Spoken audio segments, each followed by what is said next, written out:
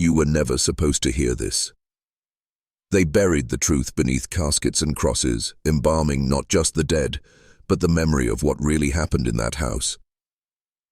For over 2 centuries, the name Hartwell evoked respect in Millbrook, Pennsylvania, a name tied to tradition, to dignity and death.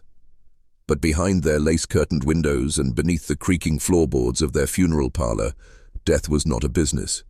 It was an appetite.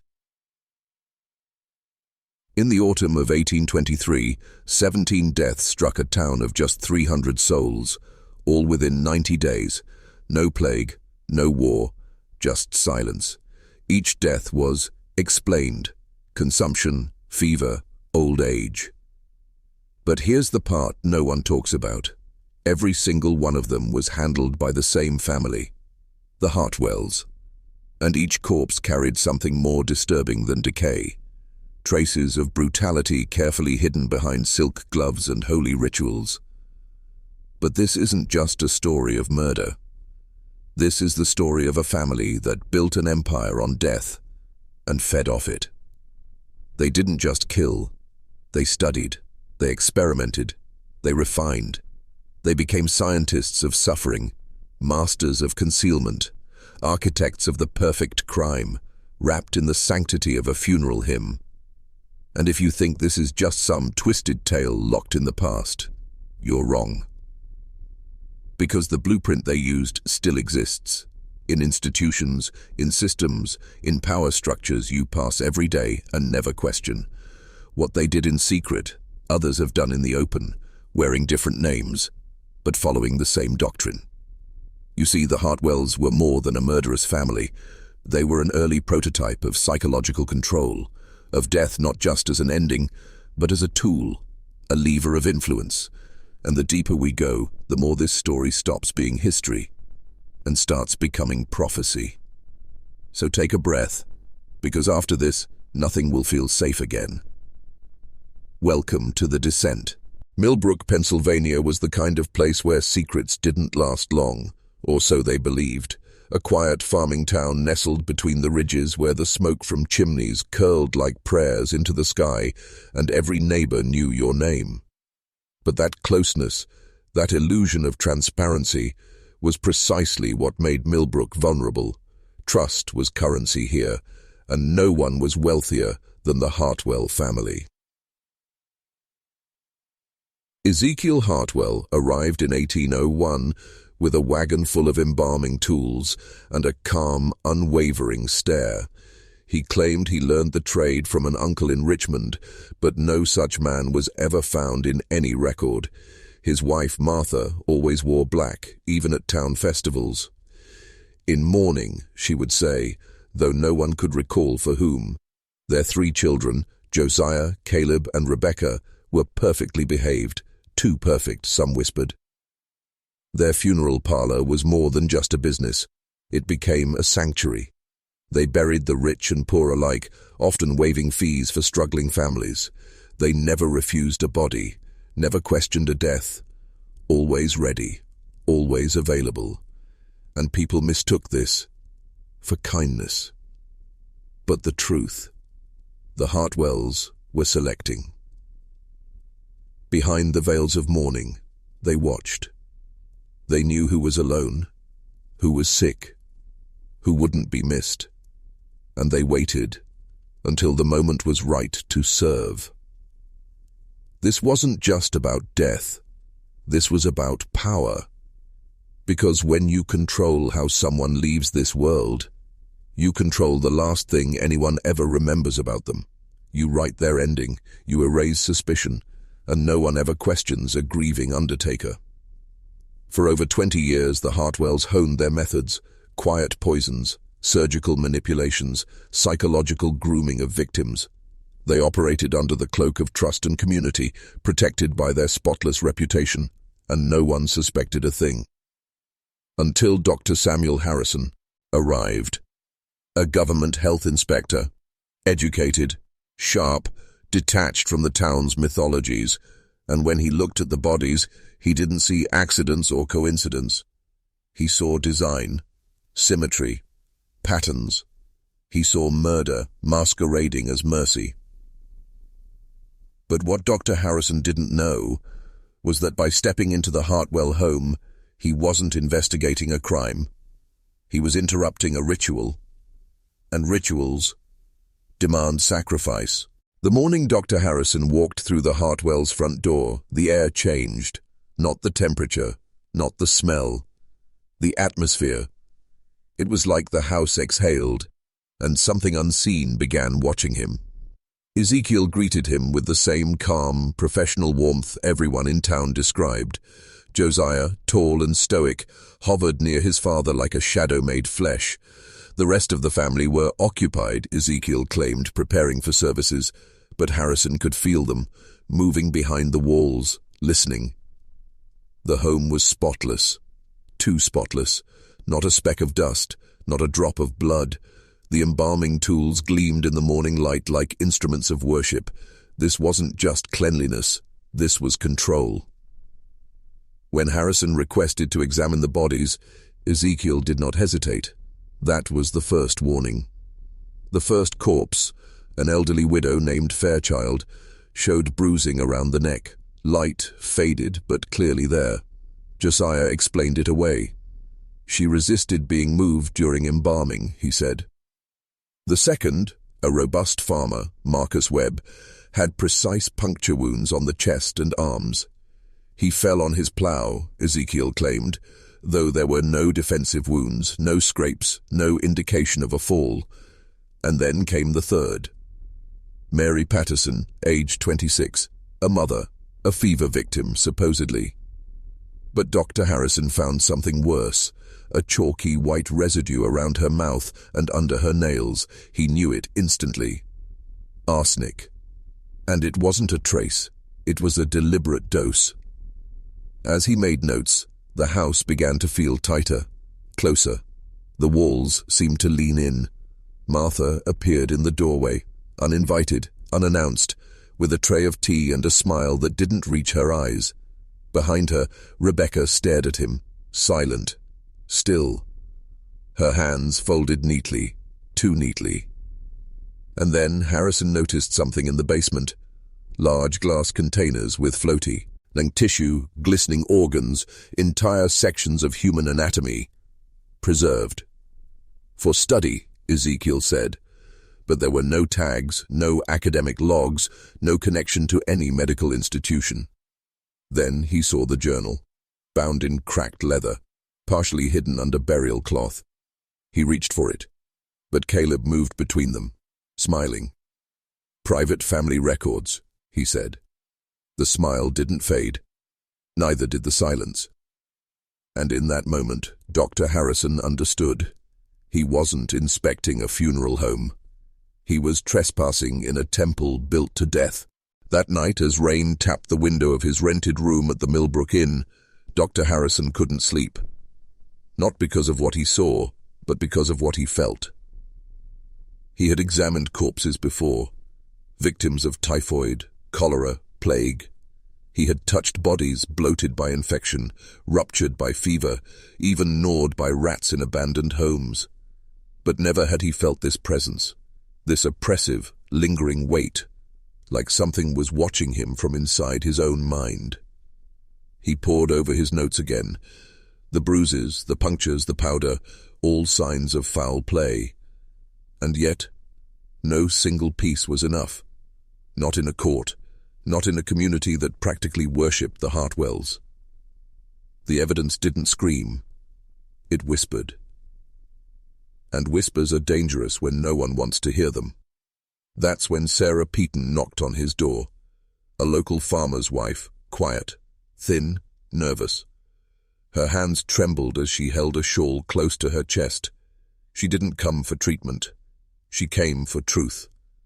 "My mother," she said, "was fine, until Martha Hartwell came." Sarah explained how her elderly mother, once vibrant, fell ill 3 days after Martha began visiting regularly, bringing soup, comforting her, insisting the doctor not be bothered. She died in her sleep, or so they said. "I think," Sarah whispered, "she made her sick, on purpose." Sarah had no proof, just instinct. That ancient, unshakable sense passed from mother to daughter, woman to woman, a knowing. But Dr. Harrison now had two threads: his observations and a local suspicion. And where there are two threads, there's always a weave. The next morning he began asking quiet questions, and what surfaced chilled him. People remembered odd things, how the Hartwells always knew when someone was near death, how they discouraged second opinions, how Martha showed up with food and Rebecca with flowers just days before Samo died, and how Ezekiel always had a coffin ready, even before the family called. But no one had connected the dots, because the dots were hidden beneath the pain of loss and the comfort of familiarity. And that's when Dr. Harrison realized this wasn't murder. This was harvesting. Systematic, ritualized, hidden in plain sight, and perfected over decades.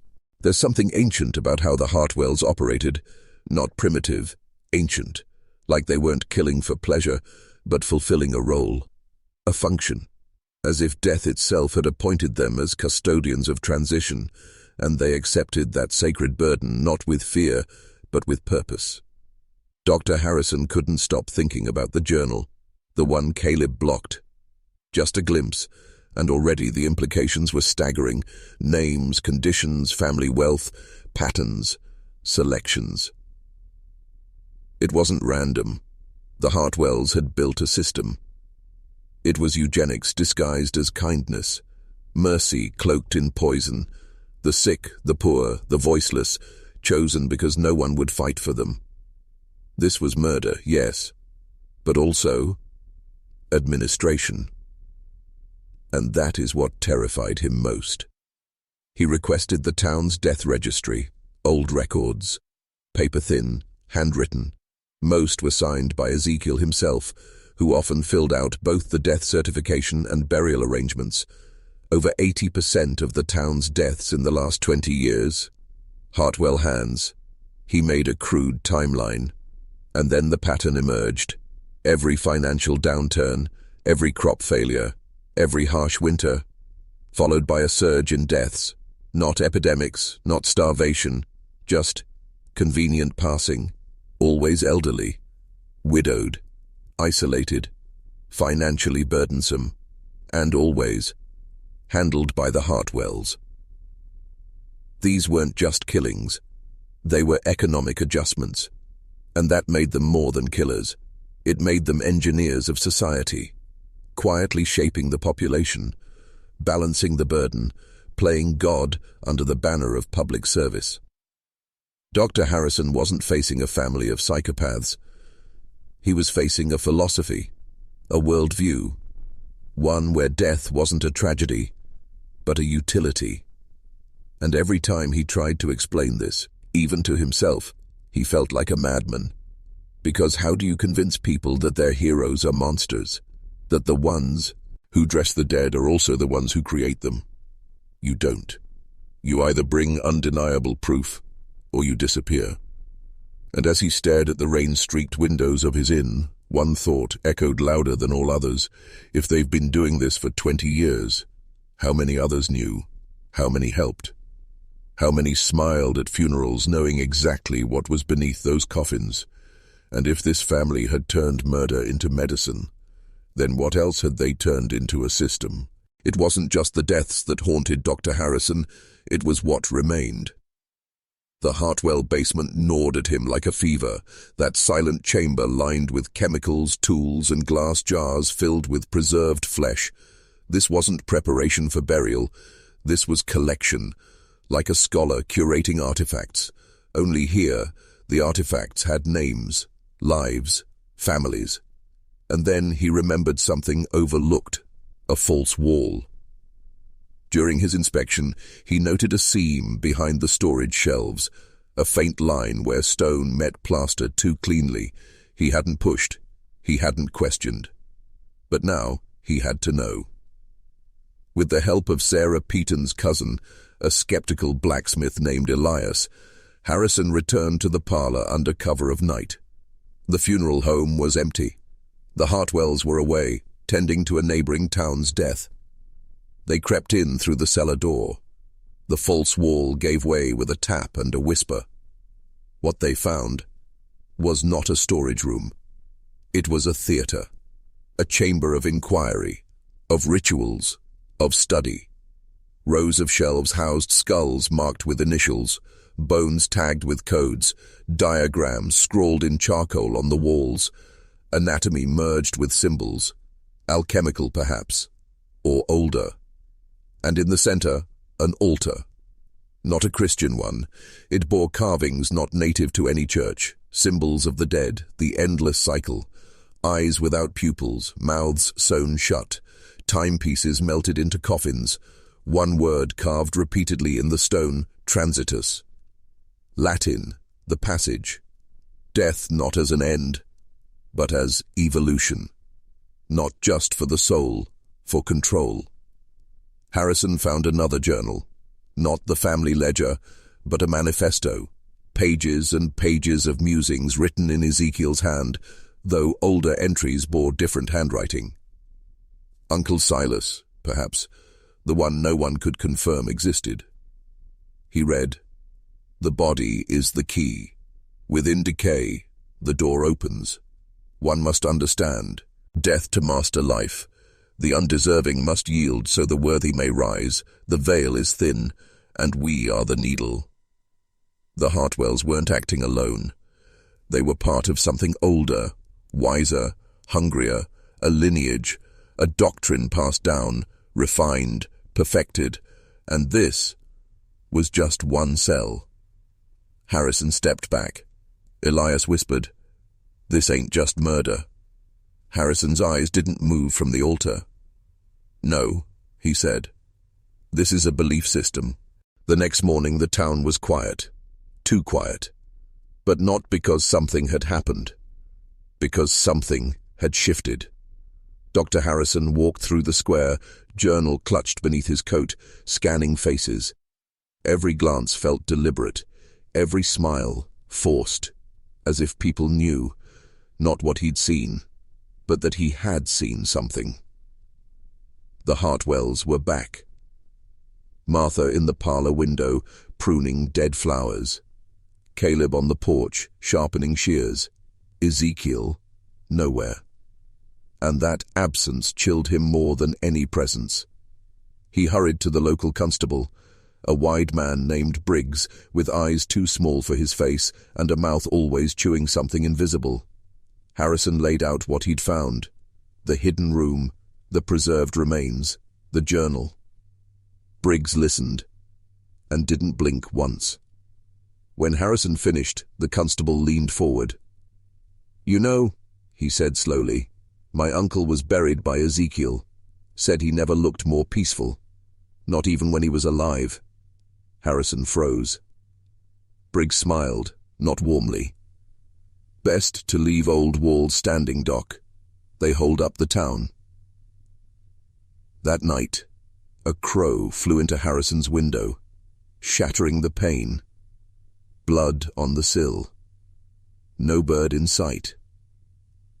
A message, not from man, from system.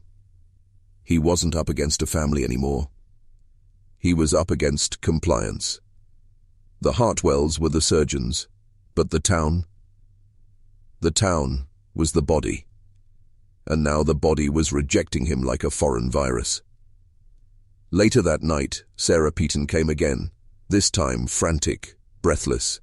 Her cousin Elias, the one who helped Harrison uncover the ritual chamber, had vanished. Gone from his forge, no signs of struggle, just his boots by the door, and a single nail driven into the hearth. Through it hung a tag, a burial tag. 2471, pre-assigned. The ledger had already decided. They weren't just killing, they were preparing, anticipating. And now they'd added Wautshish, Impom, and anyone who aided him to the list. Ezekiel's doctrine echoed in Harrison's skull. The undeserving must yield, so the worthy may rise. But who decided worthy? And how long had that ledger been writing names before the Hartwells ever lifted a hand? By the end of that week, Dr. Harrison knew the town wasn't just hiding something. It was something. The buildings, the layout, the whispers in the alleys at dusk. It all began to feel designed. Not just built for living, but for containing. Like the entire village was a ritual in architecture, a coffin with a steeple. Sarah Piton brought him what little her cousin had left behind. Scraps, scribbles.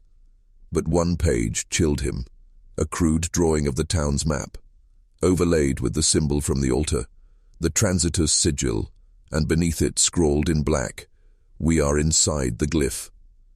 The Hartwells hadn't carved that symbol onto the altar for reverence. They'd copied it, from above. Because the town itself was built in its shape, every road, every lane, every property line. The funerals weren't isolated incidents, they were points in a geometric sequence, sacrifices laid out on a living diagram, a spell written in silence and blood. And then Harrison found something worse. Old land deeds, original settler papers from 1799, signed not by town officials, but by Silas Hartwell, the uncle that Ezekiel never mentioned, the man whose name appeared only in whispers, if at all. But here, in black ink, he was founder, financier, and planner. Silas had not simply settled the land. He had planted something. Ezekiel hadn't started this. He was maintaining it. The Hartwells weren't the head of the serpent. They were the tongue, speaking death into place, whispering it into ears, soothing the pain while inserting the needle. This doctrine, this transitus, was generational, not just taught, but breathed, lived, measured. And its heart wasn't Ezekiel. Its heart was the ground itself. The soil was fed in cycles. The air tasted of iron. Trees curved subtly inward, like bowing to something beneath. And the townsfolk? They weren't accomplices. They were acolytes. Their smiles were veils. Their grief rehearsed. Death wasn't tragic here. It was scheduled, which meant one thing Harrison could no longer deny. If this town was the altar, then he was now the offering. Dr. Harrison no longer slept. He couldn't. Every creak of floorboard outside his room, every crow perched too long, every cough from a passing neighbor, it all pulsed with the same unspoken warning. You are trespassing, not on land, on legacy. He spent the next days poring through church records, abandoned ledgers, and fragmented town archives hidden in the bell tower. Many were redacted, burned at the edges, or mysteriously water-damaged, but he pieced together what he could. The Hartwell name dated back further than 1823. In fact, it preceded the state. Silas Hartwell first appeared in land records from 1762, well before the official founding of the town. But older folk songs from the region, passed through oral tradition, mention a figure known as the Gravedigger with Two Shadows, a man who came from the mountains, a man who built with the dead. Harrison found an etching, crude, possibly drawn by a child. It depicted a man with a wide-brimmed hat, standing beside an open grave. But what chilled him was the detail behind the man. A mirror image. An identical figure in shadow digging alongside him, but backward. And beneath it, written in faded charcoal, "He who walks with the below." That's when it clicked. The doctrine of transitus wasn't just symbolic. It wasn't about reverence for death or honoring the dead. It was about mirroring, about drawing energy from a reflection, from a realm adjacent, beneath, inverted. Every ritual, every embalming, every calculated murder was a step in a sequence, a dance choreographed across generations to maintain a connection between two worlds. The Hartwells were not killing randomly. They were feeding something, something old, something that remembered Silas, and still walked with him. But Silas was no longer just history. He had become myth incarnate, and myths don't die, they fester. Harrison realized something else then, horrifying in its implication. Ezekiel's strange markings, his cryptic journal, they weren't original, they were copies, translations. Silas had written the first doctrine, which meant this belief system had existed for over 60 years before the Civil War, before railroads, before Pennsylvania was even mapped. Transitus was not evolving. It was waiting. And now it had noticed him. The wind shifted that night, not in speed, in sound. Dr. Harrison stood outside his small cottage, eyes fixed on the moon. But it wasn't the moonlight that unnerved him. It was the absence of all other light. The stars were gone, swallowed. Only one remained, red, unmoving, just above the steeple of the old church. Sarah Peaton came to him again, trembling, soaked in sweat. But this time she carried no questions. She brought a bone, blackened, polished, carved with symbols identical to those etched on the embalming table in the Hartwell crypt. "They left this outside my door," she whispered, with a note, "He has seen too much. The harvest nears." Harrison stared at the bone, and something inside him recoiled, not with fear, but with recognition. He had held this before, in a dream, in a past life? No, in the basement of the funeral home. He raced back to the place, Sarah following against her instincts. They pried open the locked cellar door, braving the choking stench and pitch-dark stairs. And there it was, the embalming room, empty now, except for the slab, and in the center of it, a matching bone, not beside it, not underneath it, but embedded in it, as if it had grown out of the stone itself. Two bones, two halves, identical in weight, texture, and language. They pressed together like puzzle pieces, and when they met, a sound tore through the cellar, not a bang, not a screech. A chant, a low, subhuman murmur, vibrating from the walls, the floors, from their own bones. Sarah collapsed, eyes rolling back, convulsing, and from the shadows emerged Ezekiel. But this was not the man from the parlor, not the gentleman mortician. His skin was cracked, grey, like worn marble. His eyes glowed faintly yellow, and in his hand he carried a blade made of obsidian and antler. He did not shout, he did not rage. He whispered, "You've unsealed what was not meant to be touched, Doctor. The right was dormant. Now it awakens." Then from behind him came another voice, identical, older, hungrier. A second Ezekiel. The shadow had stepped forward, and now there were two. Morning never came. Not fully. The sky held that sickly grey hue, the kind that hovers just before a storm, but never breaks, like the world was holding its breath. And in the center of town, the bell tolled. Once, twice, 13 times.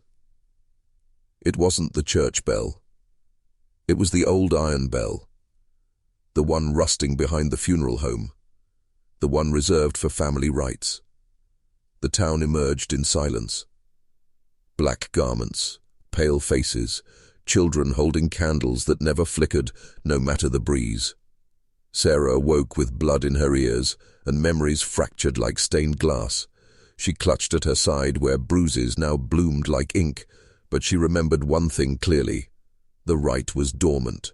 Now it awakens. Harrison helped her up. They didn't speak. They followed the crowd. But no one looked at them. No one saw them. It was as if the townspeople were moving on instinct, like birds drawn to migration or wolves to a distant howl. They marched to the graveyard behind the Hartwell property, where a long trench had already been dug, and at its edge stood Ezekiel, both of them. One younger, one older, each a grotesque echo of the other, mirror images distorted by time but aligned in purpose. In front of them lay a coffin, wide, flat, not fit for a body, but for bodies. And then came the procession. 10 townsfolk stepped forward, quiet, willing. They lay inside the coffin without struggle, as if this was tradition, as if this was peace. Ezekiel, the elder one, now clearly the dominant presence, began the eulogy. 10 souls for the gate, 10 offerings for the threshold, as Silas commanded, as the glyph demands. That which hungers beneath shall feed, and remember, he pulled from his robe a jar, sealed in wax, filled with something like thick black honey. He poured it over the bodies. It hissed on contact. Smoke rose, sweet and sickening. Sarah waited, spared, horrified. They're still alive. And Harrison finally understood. These weren't sacrifices. They were anchors. The trench wasn't a grave. It was a keyhole, and 10 living keys had just been turned.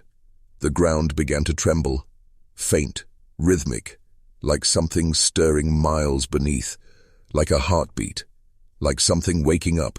The earth didn't shake like an earthquake. It breathed, deep, slow, wet. The soil around the trench rose and fell like lungs beneath a ribcage of roots and rot.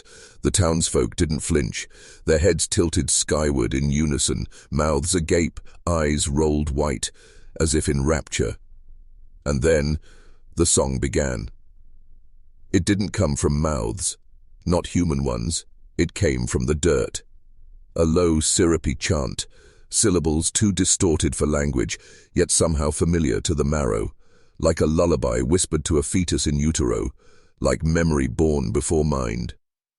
Sarah screamed, not in fear, but in recognition. "I've heard this before," she gasped, "in my dreams, as a girl, on the nights my mother would disappear." Dr. Harrison pulled her close, his mind unraveling. It couldn't be coincidence. It couldn't be delusion. This was design. And then it hit him like a freight train of dread. Sarah was part of this, not just by proximity, by blood. He remembered the patient logs, a last name he had overlooked, Peaton. A footnote in a genealogy chart from 1789, Miriam Hartwell, wed Elias Peaton, bore one daughter, surname retained. Sarah was a descendant of the Hartwells, of Silas. This was why the town never turned on her, why the shadows whispered around her, not at her. She wasn't an outsider, she was a vessel, and the right was using her. Sarah collapsed again, convulsing, but this time she began to speak, not in her own voice, not in English. Words bled from her mouth like ink. The gate hungers, the gate knows, the gate bleeds for what was promised. Ezekiel approached, both versions in step, their voices joining as one. The blood of the founder, the seed of the soil, through her, the door shall take form. Harrison grabbed her, lifting her body off the grave trench, but it was too late. Her skin began to crack, not in injury, in transformation.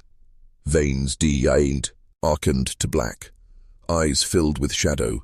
Symbols etched in light began to form on her arms, glowing like fresh embers. She was becoming a conduit, and the trench was no longer empty.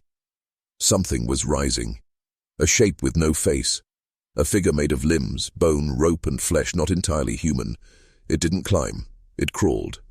Not upward, sideways, from another angle of reality, one that bled into ours through this grave of ancient sins. And as Harrison looked into its hollow chest, he didn't see darkness. He saw a mirror, and something inside it looked back. The thing in the trench had no eyes, no mouth, no skin, but it knew everything. Its surface pulsed like wet clay, absorbing light, sound, and sanity. Limbs unfolded like broken ladders, each joint bending the wrong way, fingers twitching with sentience. Sarah floated now, not levitated, but held. Invisible tendrils cradled her body above the trench, arms spread, head back, symbols glowing brighter with each heartbeat, and the heartbeat no longer came from her chest, it came from beneath. "She has been readied," whispered both Ezekiels in unison. Their forms were now indistinguishable, time had collapsed between them, past and present fused in ritual. Dr. Harrison staggered backward, bile rising in his throat. This wasn't evil in the way mortals understood it. It was hunger without morality, a current of reality older than scripture, feeding not on souls but on meaning. The funeral home behind them groaned, its windows blackened, the walls breathed, and the bell, the old rusted one, began to ring on its own. Each toll erased something, a name, a face, a memory. First went the names on the graves, then the names of the streets, then the names of the dead. Soon, even Sarah's name was gone. Harrison felt it slip from his mind like smoke through fingers. He could still see her, but she was now a symbol, a placeholder for a soul once known. "This is the burial of identity," intoned the creature from the trench, "the price of permanence, the cost of knowledge." And then it spoke Sarah's name, the true one, the original. Not Sarah, but a sequence of syllables so ancient it predated written sound. It vibrated through the marrow of every living thing in that town. The townspeople collapsed. Some convulsed. Others wept without knowing why. Harrison alone stood, not out of strength, but because the entity wanted him to. "You are the witness," it said, "and every gate requires one." Suddenly the creature's chest opened, not with gore, but with light. Within that light, Harrison saw everything. The founding of Hartwell Hollow. The secret burial rites of 1723. The first Hartwell, not a man, but a thing wearing man's shape, exiled from Europe, baptized in rivers of plague and shadow. And then he saw himself, not as he was, but as a mirror of Silas. A spiral reflection, a genetic echo engineered by the Hollow's will to repeat the cycle. Harrison was never meant to save Sarah. He was meant to complete her.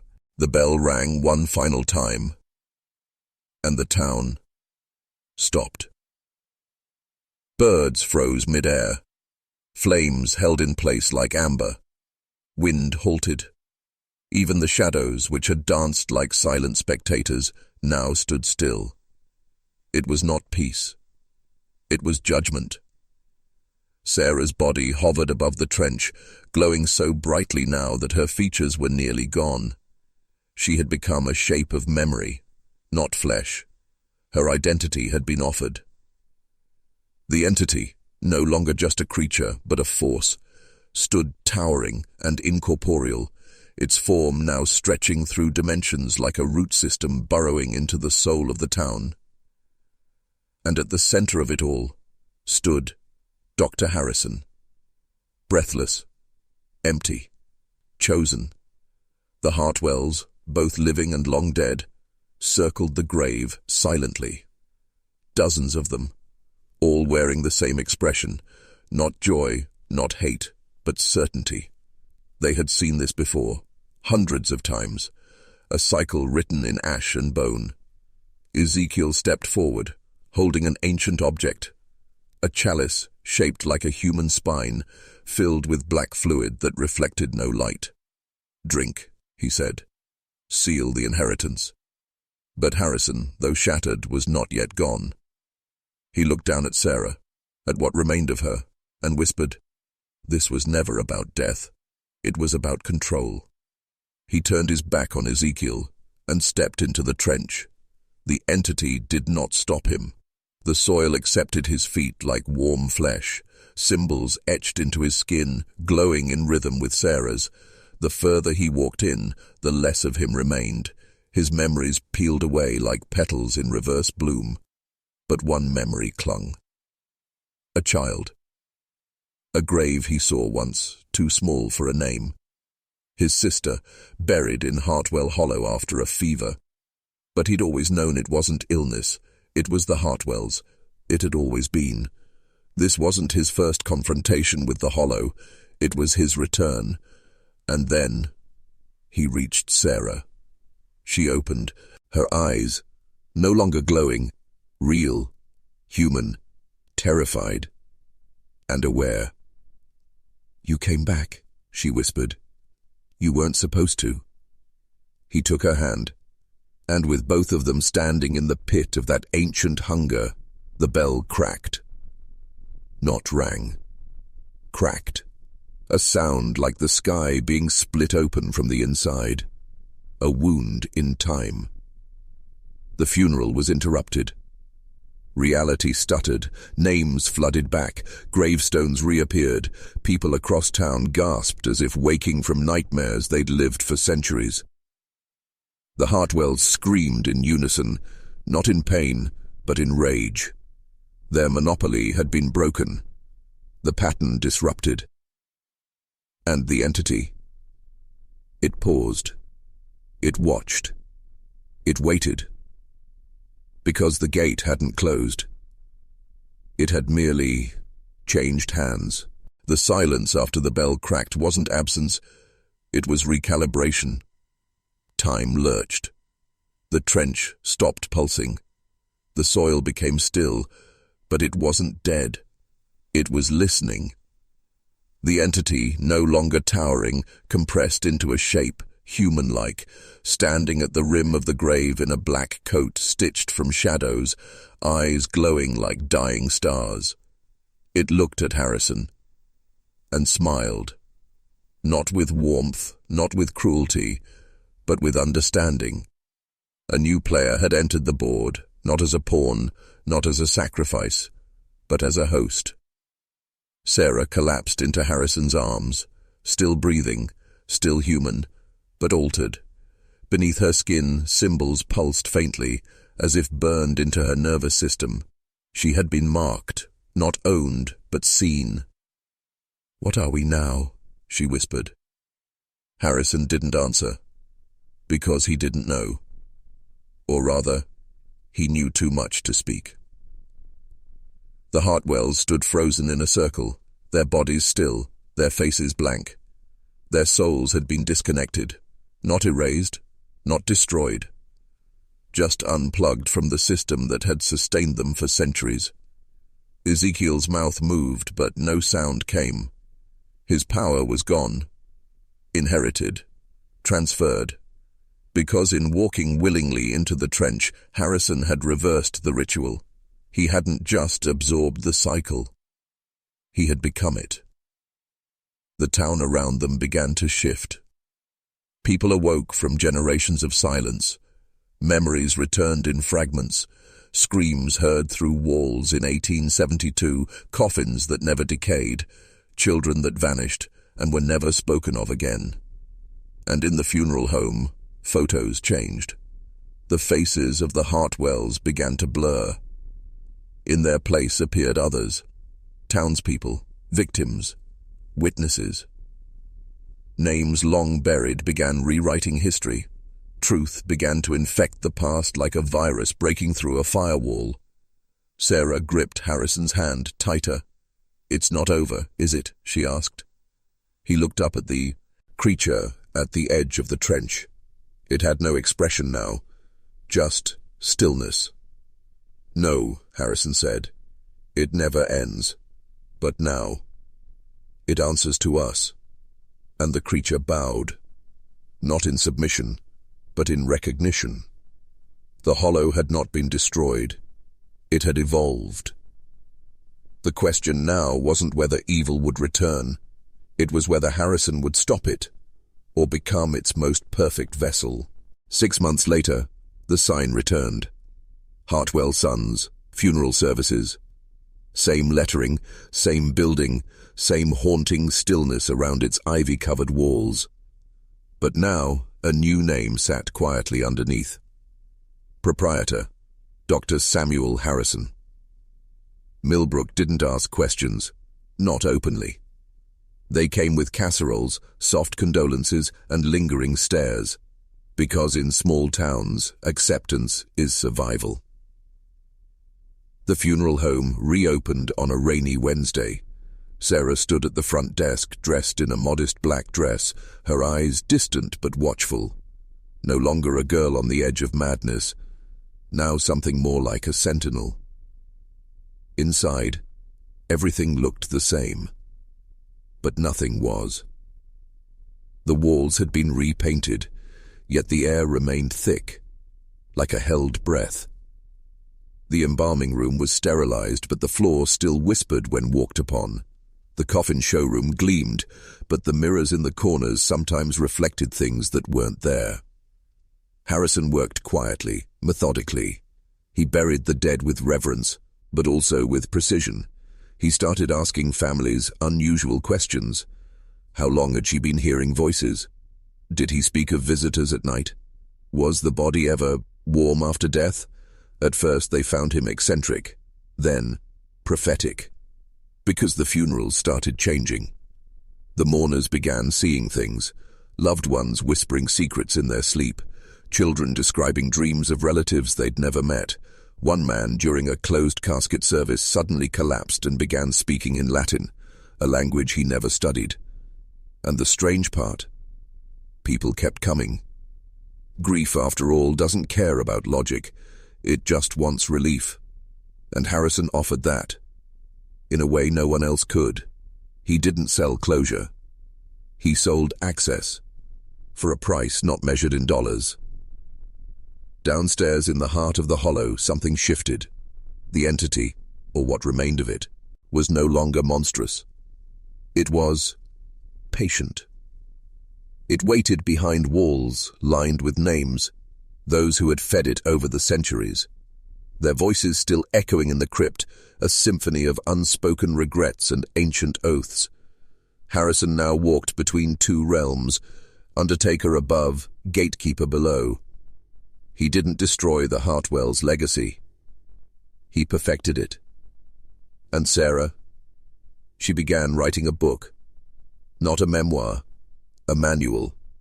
For those who had seen too much, for those who might come next. Because the hollow was not a place, it was a pattern.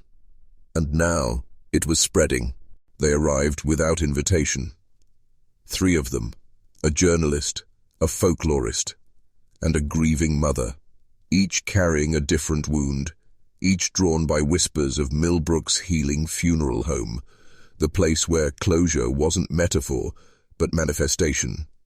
They were polite. They took notes. They smiled at Sarah and praised the floral arrangements. But underneath their calm faces was obsession, not with the dead, but with the mechanism that allowed the dead to speak.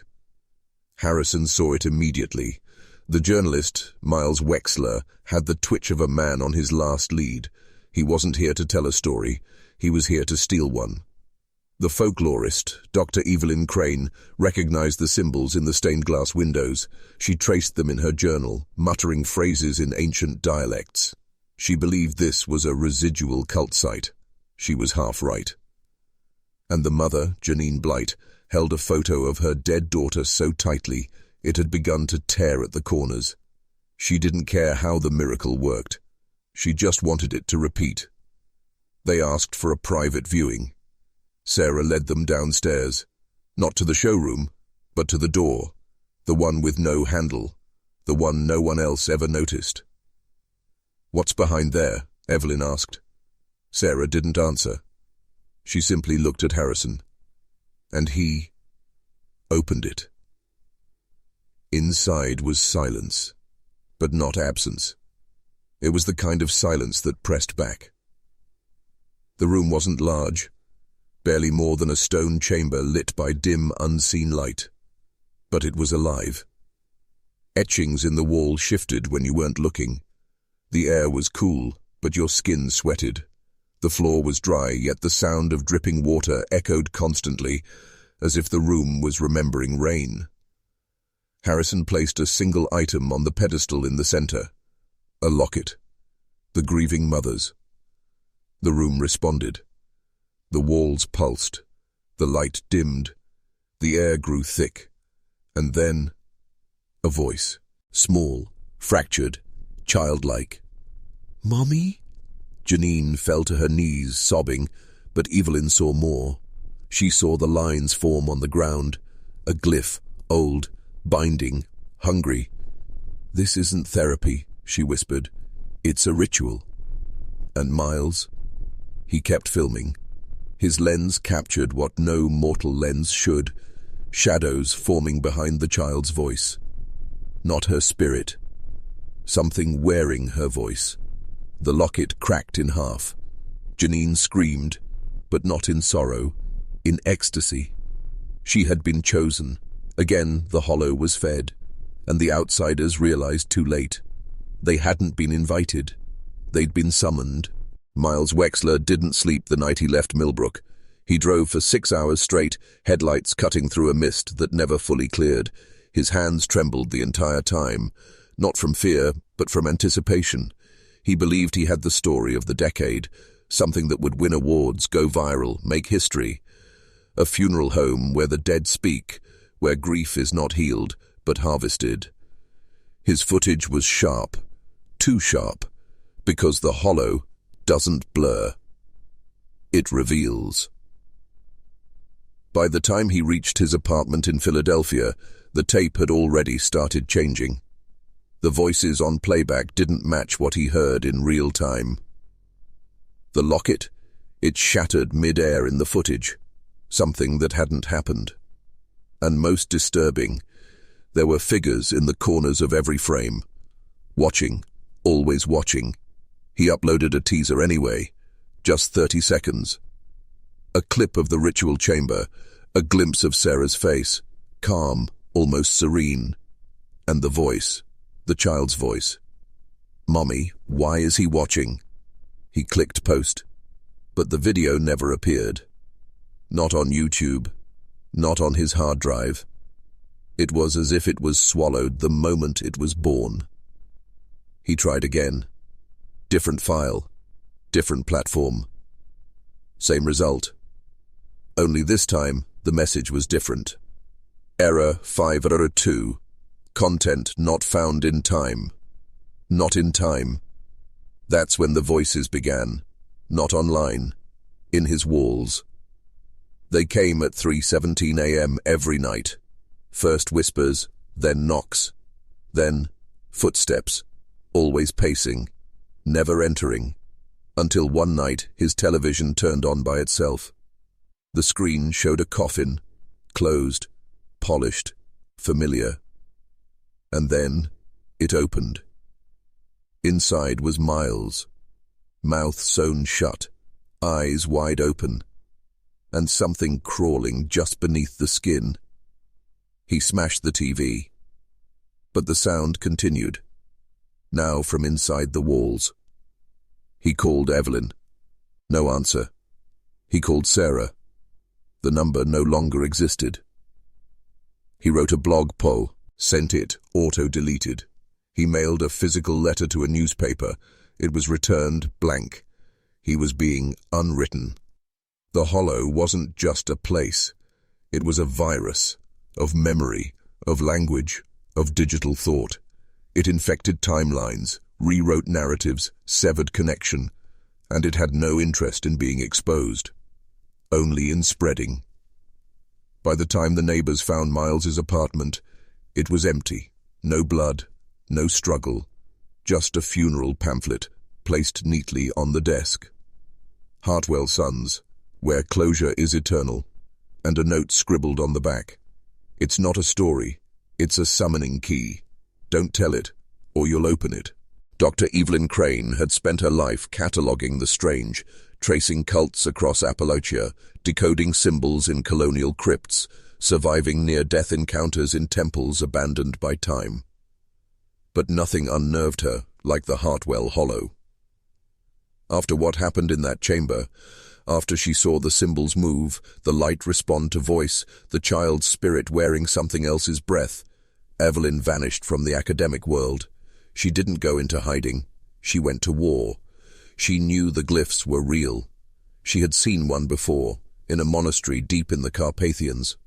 A binding seal, meant not to summon, but to trap. But at Millbrook, it was reversed. Deliberately. The Hartwells hadn't contained something. They had invited it. She returned in the dead of winter. Alone. The town looked the same, but the air tasted like dust soaked in perfume. Like something trying too hard to be normal. The funeral home was locked, but the back gate wasn't.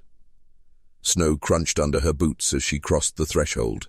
The trees surrounding the house had grown unnaturally, twisted inward like a rib cage made of bark. A sign. The hollow was protecting itself. Evelyn brought only 2 items, a book of protective seals from the Black Abbey archives, a vial of her own blood. Because this was not an academic visit. This was a banishment.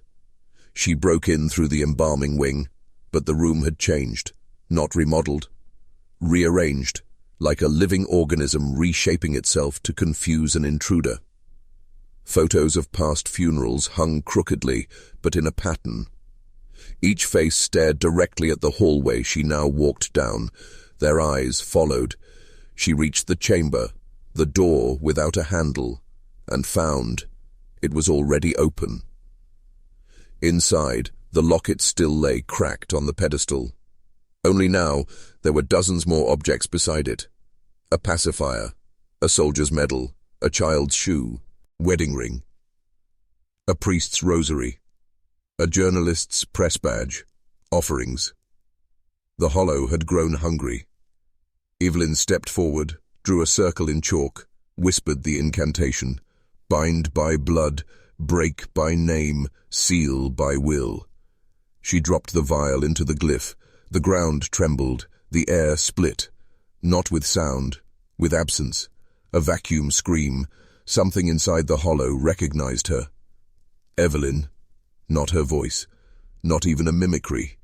It was her father's voice. Dead since she was 12. The hollow was trying to stop her, to bait her, to own her. But Evelyn pressed on. She poured salt, traced ancient runes, screamed the true name of the glyph. Ilam Shakar. The walls cracked, light burst from the floor, and the pedestal collapsed in on itself, pulling the offerings down into a screaming, glowing wound in the world. The room buckled, and then silence. Evelyn collapsed, barely breathing. She had done it. She had sealed the hollow, but not forever, because on the back wall, etched anew, a fresh symbol glowed faintly. The same glyph, reversed again. The hollow wasn't sealed. It had simply moved. It's 2025. The old Millbrook property is gone, burned in a freak lightning fire the night after Evelyn's ritual. Locals blamed faulty wiring, but no one could explain why the earth itself hissed when it rained, or why no grass ever grew on the site again. But the hollow didn't die. It relocated to a modern funeral home in Pittsburgh. Hartwell Crane, Rest Beyond the Veil. Sleek, minimalist, a front-facing website with a grief support chatbot that never stops typing. Run by a new generation of caretakers who never give interviews, who smile a little too long. People still disappear. Not all at once, not loud. Quietly, like turning down the volume on someone's life. One day they're tweeting. Next week, their apartment's up for rent. Their name on Google shows cached results, but no profiles. When family asks, closed casket funerals. Always. And the embalmer's hands are always cold. There are whispers online of a video that surfaced on the dark web, 30 seconds long, no metadata. A white room, a child's voice, a coffin with a mirror inside. The viewer sees themselves, dead, and then it plays in reverse. They're not burying bodies, says the narrator. They're making keys. Sarah Hartwell. Last seen boarding a flight to Romania. Evelyn Crane. Declared dead in 2023. But her obituary photo flickers when screens glitch. A telltale sign in the folklore forums that she's gone hollow. Miles Wexler. His face shows up in nightmares described by people across the globe who've never met him, but all draw the same twisted smile, teeth stitched with wire. The archivist, they call him now, keeper of the last funeral. Because that's the ending no one wants to face. There was never a serial killer family. There was never just one hollow. There is a system, an ancient one, older than names, feeding on loss, grief, and memory. And funeral homes. Poor, were never for the dead. They were thresholds, places where the veil is thin, where the pain echoes longest, where the hollow whispers. Closure is control, and the body is the door. So, if you're watching this, and your screen flickers, and you hear a knock, don't answer, because you're not being haunted, you're being invited.